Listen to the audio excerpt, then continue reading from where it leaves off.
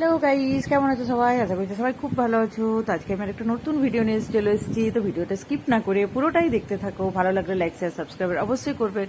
তো আমি চলে এসেছি গ্রাম বাংলাতে। আর এই যে ফুলটা দেখতে পাচ্ছ, নতুন ফুল বলবো, কারণ এই ফুল এখন বিলুপ্তের পথে। এই ফুলের নাম জানো কি তোমরা? জানালে অবশ্যই কমেন্ট করে জানাবেন। তো এই ফুলের নাম হচ্ছে হিজল ফুল। এর পাপড়িগুলো গোলাপি আকারের এবং লম্বা ওই লতানোর মতন, এবং একসাথে অনেকগুলো ফুল ধরে। আর এই ফুল গভীর রাত্রেবেলাতে ফোটে। আমরা তো শুনেছি সাধারণত সাদা ফুল নাকি রাত্রেবেলায় ফোটে, কিন্তু না, এই ফুলও কিন্তু রাত্রেবেলাতেই ফোটে, গভীর রাত্রে ফোটে। আর সকালে পর্যন্ত থাকে, সূর্য ওঠার সাথে সাথে কিন্তু ফুল ঝরতে। তাই আমরা ঢ্যাং ঢ্যাং করে তোমাদের সাথে ফুলটা শেয়ার করার জন্য আমরা চলে এসেছি গ্রাম বাংলাতে, আমাদের গ্রামে। আর এই গাছটা হয় ওই জলাশয়ের ধারেই হয়, জলাশয় ছাড়া গাছটা হয় না। কারণ এটা আমি শুনেছি যে জলাশয়ের ধারেই এই গাছটা হয় এবং বৃক্ষর আকারে হয়। দেখতে পাচ্ছ কত বড় গাছ।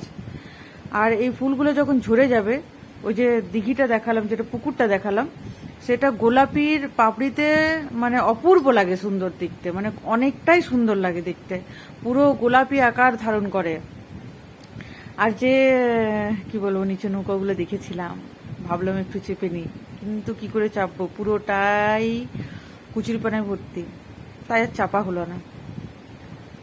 তো কি আর করা যায়, দেখা যাক। তো এই গাছটা দেখতে পাচ্ছ কত সুন্দর। তো পুরো গাছটা আমি তোমাদেরকে দেখাচ্ছি। পুরো এটা বৃক্ষ টাইপের গাছ, সবুজ সবুজ পাতা ধরে আছে এবং এর গোড়ার থেকে ফুল ধরে এবং ফুলগুলো ঝরে ফলও আসে। এই ফলটা হর্তকের মতন দেখতে হয় এবং ওনাদের মুখে শুনছিলাম নাকি এই ফলটা নাকি অনেক কাজে লাগে। কাজে লাগে বলতে, যখন কারোর পেটে ব্যথা বা পিঠে ব্যথা হয়, এই ফলটা নাকি চন্দনের মতন ঘষে লাগালে নাকি পেটে আর পিঠে ব্যথা নাকি সেরে যায়।